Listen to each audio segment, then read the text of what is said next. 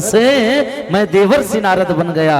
देवदत्तामिमां वीणा स्वर ब्रह्म विभूषितां मूर्छयित्वा हरि कथां गायमानश्चराम्यहम्।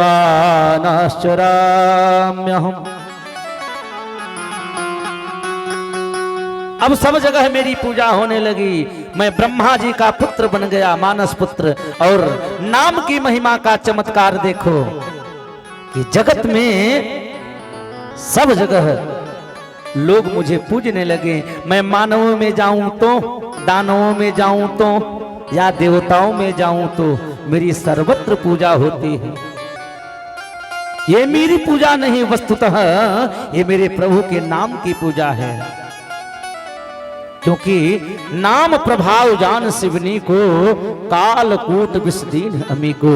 नाम के ही प्रभाव से भोले बाबा ने जो है कालकूट विष को पान कर लिया। प्यारे प्रभु प्रेमियों, नाम का बहुत ही प्रभाव है कलिकाल में। चहु जुग चहु त्रुटि नाम प्रभाव, कल विशेष नहीं आन उपाऊ। नाम जपत प्रभु कीन प्रसादु, भगत शिरोमणि भे प्रहलादु। मैं उन्हीं भगवान के गीत गाता घूम रहा व्यास जी। इसीलिए मैं आपसे निवेदन किया हूं कि आप भी गोविंद के गुणानुवाद गाओ, फिर देखो आपको कितना आनंद आता है। व्यास जी महाराज ने तुरंत अपनी कमी का अनुभव कर लिया और कहा, अभी तक मैं वक्ता बनकर सोच रहा था कि मैं बोल रहा हूं, मैं लिख रहा हूं, पर अब मैं वही लिखूंगा जो मेरे ठाकुर जी लिखवावेंगे और उनकी प्रेरणा होगी। तुरंत सरस्वती नदी में स्नान किया व्यास जी और स्नान करके जैसे जैसे व्यास जी ने महाराज अपने सम्याप्राग आश्रम में ध्यान मग्न होकर बैठे कि हृदय में भागवत की भागीरथी प्रकट होने लगी। गदगद कंठ से गोविंद के गुणानुगाद गाने लगे। व्यास जी गाते गए और श्री गणेश जी महाराज स्वयं लिखते गए। भगवत प्रेम में डूबे हुए श्री वेद व्यास जी महाराज ने ये पावन परमहंसों की संहिता प्रकट की। 18,000 श्लोकों का ये दिव्य संहिता तैयार हो गई। बोलिए श्रीमद् भागवत महापुराण की। अब संहिता तो तैयार हो गई। व्यास जी सोचने लगे कि परोसा किसे जाए। मन में विचार आया कि यह अमृत अब किसे पान कराया जाए। और भगवान का ध्यान किया। वो ध्यान करते ही अपना बेटा याद आ गया व्यास जी को। जन्म लेते ही जो परिव्राजक हो गया है, उस जैसा परमहंस कहां होगा। पर वह तो ना जाने किसी गुफा में ध्यान लगाकर छुपा बैठा होगा। कहां ढूंढता फिरूं। तो अपने 2-4 शिष्यों को भेजा, जाओ। शिष्यगण जो है 2-4 श्लोक रटा दिए। व्यास जी ने कहा, जाओ इस श्लोकों को तुम श्री सुखदेव जी की समाधिस्थ जहां बैठे हैं, इसको तुम गाओ, सुनाओ, गुनगुनाओ। शिष्यगण तब गए जो है जहां यह सुखदेव जी भगवान बैठे हैं, ध्यान मग्न हैं, वहीं पर यह श्लोक गाने लगे। बरहा पीडम नटवर वपुः कर्णयोर कर्णिकारम् बिभ्रदभासः कनक कपिशं वैजयन्तीं च मालां रंधार वेणोरधर सुधया पूरयन गोप वृंदे वृंदारण्यं सपद रमणं प्राविशे गीति कीर्ति। अचानक जब सुखदेव मुनि के कान में यह भागवत का श्लोक टकराया, जो कोई गुनगुनाता हुआ गाता जा रहा था। मोर पंख धारण किए हुए माधव दिव्य पीतांबर ओढ़े हुए, बंसी बजाते हुए, गाय चराते हुए, ग्वालों से अपने कीर्ति का श्रवण करते हुए वृंदावन में प्रवेश पा रहे हैं। अब सुखदेव जी की समाधि खुली, बुलाया, कहा यहां आओ, ये श्लोक तुम्हें कहां से मिले?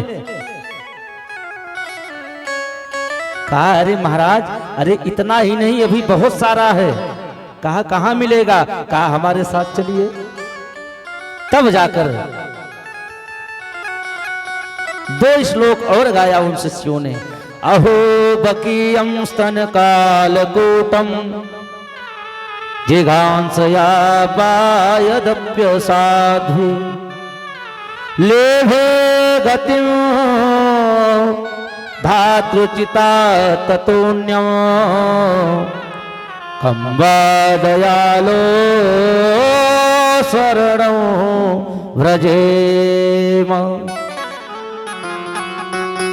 तब तो और प्रफुल्लित हो गए, कहा जल्दी से ले चलो मुझे।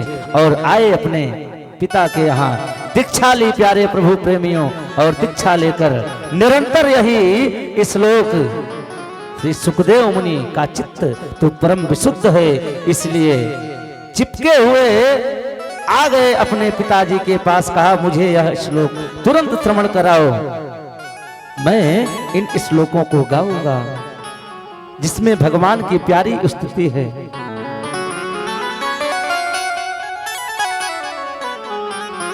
और चरणों में नमन किया, कहा यह प्रसाद हमें दीजिए भगवान। और भगवान के परमोपासक बन गए थे सुखदेव मुनि महाराज। बोलिए सुखदेव जी भगवान की। आगे सूत जी कहते हैं, ऋषियों उस समय की बात है जब भारत का युद्ध में सभी कौरव मारे गए और पांडवों को विजय श्री प्राप्त हुई, क्योंकि पांडवों के साथ मेरे कन्हैया, मेरे ठाकुर साक्षात साथ में थे। अंतिम युद्ध में विशाल भीमसेन की गदा ने दुर्योधन का उरुदंड भेदन कर दिया और जंघा को तोड़ दिया, और मूर्छावस्था में दुर्योधन को छोड़कर पांडव अपने शिविर में पहुंचे। उस समय एकांत में दुर्योधन के पास अश्वत्थामा आया। कुरुक्षेत्र की भूमि में अनेक शव बिखरे पड़े हैं और कई हिंसक जीव खाने के लिए झपट रहे हैं। कई गीध आकाश में दृष्टि डाले हुए हैं, जहां पर चाहते हैं वहीं पर जाकर बैठ जाते हैं।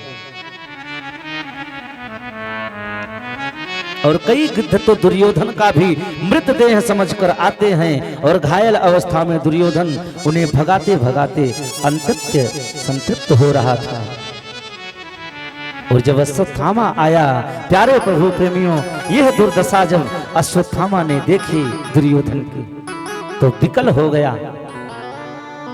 कहा महाराज, मैंने आपका वह ऐश्वर्य देखा है, मित्र मैंने तुम्हारा वह वैभव देखा है, वह दिव्य साम्राज्य देखा है, और आज ऐसे महापुरुष का ये हाल, ये दुर्दशा। बताइए मैं आपके लिए क्या कर सकता हूं?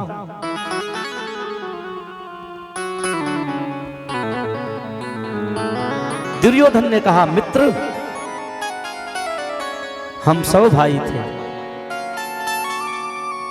पर आज एक भी नहीं है 100 में से, सब मारे गए। और इससे अधिक पीड़ा इस बात की है कि मेरे शत्रु जो है 5 भाई थे, 5, और उनमें से एक भी नहीं मरा, सब जो के त्यों हैं। 5 में से यदि एक भी चला जावे, एक की भी संख्या कम हो जावे, तो मेरे चित्त को जरा संतोष मिले, मेरे चित्त को थोड़ा शांति मिले।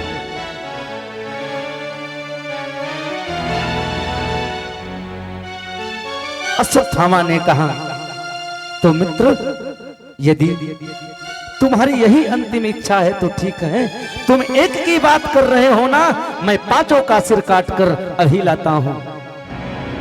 मैंने तुम्हारा नमक खाया है, आज वह समय आ गया है। अब ऐसा कहकर अश्वत्थामा चल पड़ा प्यारे प्रभु प्रेमियों, और सोचने लगा कि किया क्या जाए। पांडव कोई साधारण मूली गाजर थोड़ी ना है कि मैं उनको मारकर ऐसे ही आ जाऊंगा। तो अश्वत्थामा ने जो है विचार किया, काक उलूकन न्याय से हमला बोलने का प्रयास किया जाए। जैसे तमाम कौवे एक वृक्ष पर बैठे थे रात्रि में, किसी शायर ने कहा है, एक ही उल्लू काफी है बर्बाद गुलिस्तां करने को। एक ही उल्लू काफी है बर्बाद गुलिस्तां करने को, और आज हर साथ पे उल्लू बैठे हैं, अंजामे गुलिस्तां क्या होगा, अंजामे गुलिस्तां क्या होगा।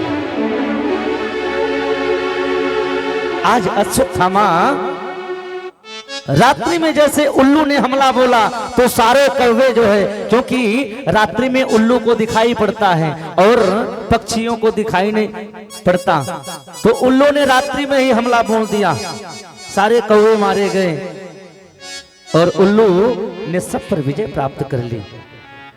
इसी न्याय से अश्वत्थामा की समझ में आ गया कि पांडव भी इस समय सशक्त हैं और मैं अकेला क्या कर पाऊंगा, इसी विधि से मैं उन पर भी आक्रमण करूं। और चल पड़ा प्यारे प्रभु प्रेमियों अर्धरात्रि में, क्योंकि प्रभु जिसे बचाना चाहते हैं,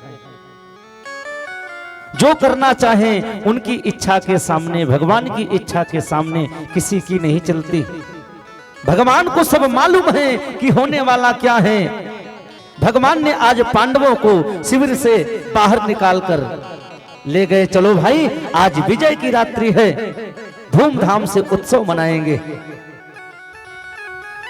और पांडवों की सैया पर, सूनी सैया पर द्रौपदी के पांचों बेटे आकर सो गए पिता की अनुपस्थिति में।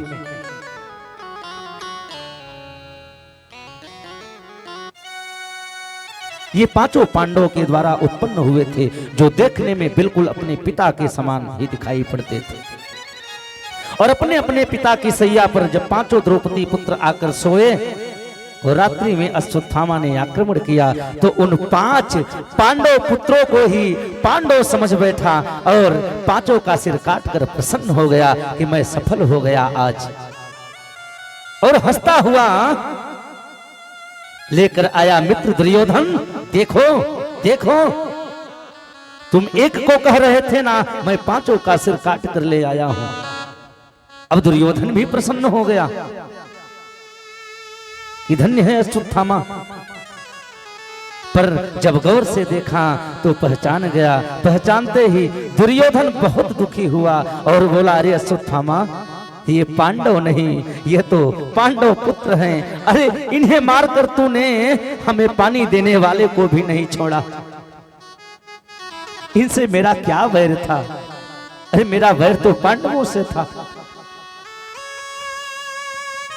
और चूंकि दुर्योधन को भी यह श्राप था, हर्ष और विषाद में इसकी मृत्यु होगी और दुर्योधन का भी प्राणांत हो गया। पर अश्वत्थामा बहुत घबराया कि अब क्या करूं, अब तो पांडव मुझे छोड़ने वाले जीवित नहीं हैं। अब इधर उधर